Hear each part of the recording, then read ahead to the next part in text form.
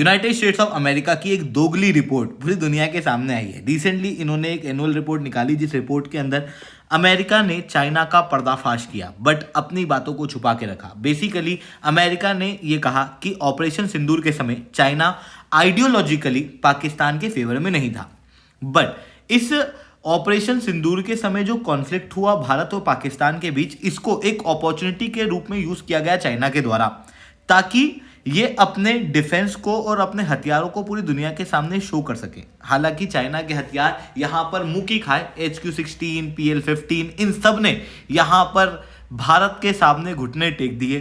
पर चाइना ने उसके बाद में डिस इन्फॉर्मेशन कैंपेन चलाना शुरू किया, जिस डिस इन्फॉर्मेशन कैंपेन के अंदर चाइना ने ये बताया कि बेसिकली चाइनीज हथियार बहुत ज़बरदस्त हैं, पाकिस्तान के खिलाफ, भारत के खिलाफ इन हथियारों ने एकदम धूम मचा दी है। और उन चीज़ों को प्रूव करने के लिए इन्होंने झूठी वीडियोस, वीडियो गेम की क्लिप्स, ये सब कुछ पाकिस्तान को सप्लाई किया। यानी कि पाकिस्तान उस समय पर जो झूठी क्लिप्स दुनिया को दिखा रहा था, बेसिकली वो क्लिप्स उनके खुद के द्वारा भी क्रिएटेड नहीं थी।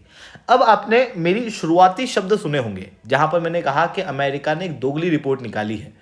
तो इन बातों में दोगलापन क्या है? बेसिकली अमेरिका ने अपनी कोई भी गलती यहाँ पर नहीं मानी। अमेरिका ने इन सारे कॉन्फ्लिक्ट के बीच में एक भी बार ये नहीं माना कि भारत ने किस तरीके से F-16 फाइटर जेट को उड़ाया है। ना ही नूर खान एयरबेस की यहाँ पर प्रॉपरली बात की गई। नूर खान एयरबेस के अंदर अमेरिका ने कहा कि वहाँ तो चाइना का कंट्रोल था, वहीं चाइना कह रहा है कि वहाँ तो अमेरिका का कंट्रोल था। तो बात बहुत साफ है कि या तो भारत ने चाइना को ढूंढा है या फिर पीटा गया है अमेरिका। कोई ना कोई वहाँ पर पीटा जरूर गया है।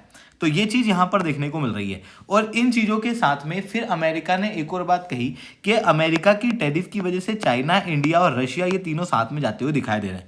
इंडिया बहुत इंपॉर्टेंट है चाइना के खिलाफ, क्योंकि हम लोगों ने कॉन्फ्लिक्ट के अंदर ऑलरेडी देख लिया है किस तरीके से भारत ने चाइना के खिलाफ और चाइना के हथियारों के खिलाफ एक्शन लिए, जिसके बाद में चाइना को डिस इन्फॉर्मेशन कैंपेन चलाना पड़ा। ऐसी कंडीशन में इंडिया जो है वो काफ़ी ज़्यादा इंपॉर्टेंट है अमेरिका की पॉलिसी के लिए। साथ में यहाँ पर एक और चीज़ जो सामने आ रही है वो ये है कि अमेरिका अब चाइना और भारत को लड़वाना चाहता है, ताकि भारत और चाइना आपस में लड़ें, इन दोनों की अर्थव्यवस्थाएं जो है वो कमज़ोर हो जाए। क्योंकि आज के समय पे अमेरिका की हेजीमनी के ऊपर एक बड़ा थ्रेट क्या है? चाइना। और भविष्य में क्या हो सकता है? भारत। ऐसी कंडीशन के अंदर चाइना और भारत दोनों को ही आपस में लड़वा दिया जाए तो अमेरिका, ऑलरेडी रशिया का युद्ध जो चल ही रहा है, तो काफ़ी समय तक ग्लोबल पावर बना रहेगा।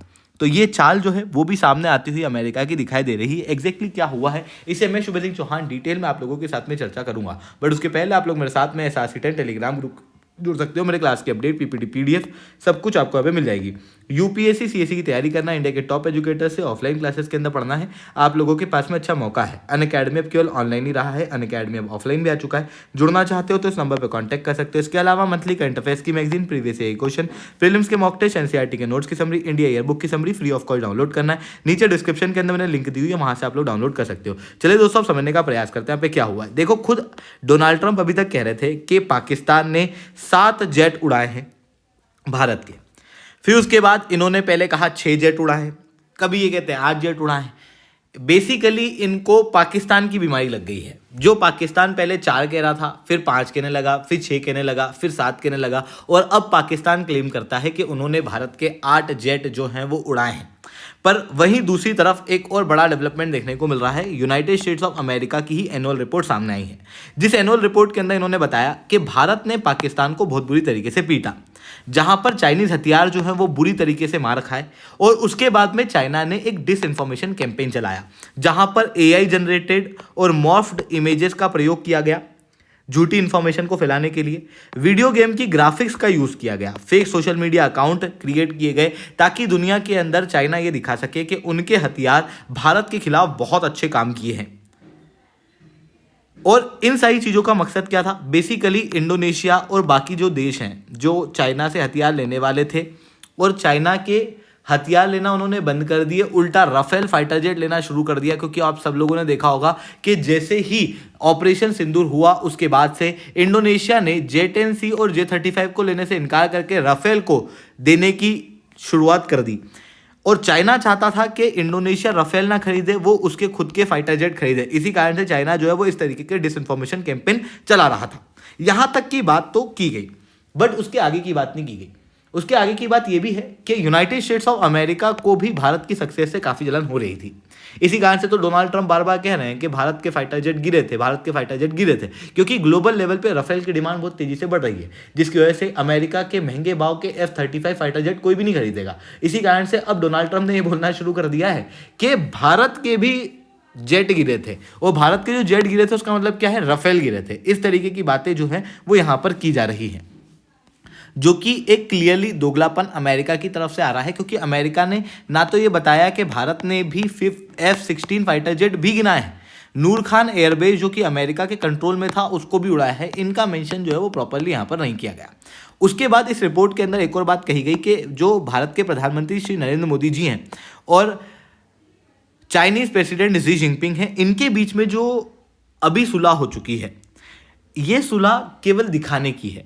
हकीकत में दोनों देशों के बीच में कॉन्फ्लिक्ट जारी है। जैसे ब्रिक्स समिट के अंदर आप देख सकते हो, शंघाई कोऑपरेशन ऑर्गेनाइजेशन के अंदर देख सकते हो, जो फॉरेन सेक्रेटरी लेवल की मीटिंग हुई, ये सबके अंदर क्या हुआ है, दोनों देशों के बीच में डिसएंगेजमेंट हुआ है, बट अभी भी कॉन्फ्लिक्ट जारी है। दोनों ही बॉर्डर को मिलिटराइज कर रहे हैं, नए एयरबेस क्रिएट कर रहे हैं, LAC वगैरह के अंदर हैवी रीइंफोर्समेंट दोनों ही देशों के द्वारा किया जा रहा है। ऐसी कंडीशन में दोनों देशों के बीच में कॉन्फ्लिक्ट बरकरार है, बट ये कॉन्फ्लिक्ट थोड़ा सा लो होता हुआ दिखाई दे रहा है डोनाल्ड ट्रंप के एक्शन की वजह से। इस रिपोर्ट के अंदर कहा गया कि डोनाल्ड ट्रंप ने लगभग जो 50% के टैरिफ लगाए, उसके बाद में भारत डिप्लोमेटिक स्पेस ओपन कर चुका है चाइना को लेके, और चाइना के साथ में अब कोऑपरेट कर रहा है, जिसके बाद में इंडिया, चाइना, रशिया ये एक rare united front Shanghai cooperation organisation के अंदर खड़ा होता हुआ दिखाई दे रहा है, जहां पर डिक्लेरेशन के अंदर US इजराइल की बॉम्बिंग को क्रिटिसाइज किया गया, पहलगाम टेररिस्ट अटैक को यहां पर इंडिया के अंदर क्रिटिसाइज किया गया। ये सब दिखाता है कि भाई चाइना जो है वो भी इंडिया के फेवर में जाता हुआ दिखाई दे रहा है, और एक यूनाइटेड फ्रंट अमेरिका के खिलाफ बन रहा है। अब अमेरिका, आप सब लोग जानते हो, ग्लोबल लेवल पे अपनी हेजीमनी को बरकरार रखना चाहता है, इसी कारण से वो चाइना के साथ में कॉन्फ्लिक्ट में है। अगर कल को ऐसा होता है कि चाइना की अर्थव्यवस्था कोलैप्स भी कर जाती है, तो फिर अमेरिका की हेजीमनी के लिए एक मेजर थ्रेट बन के खड़ा रहेगा भारत।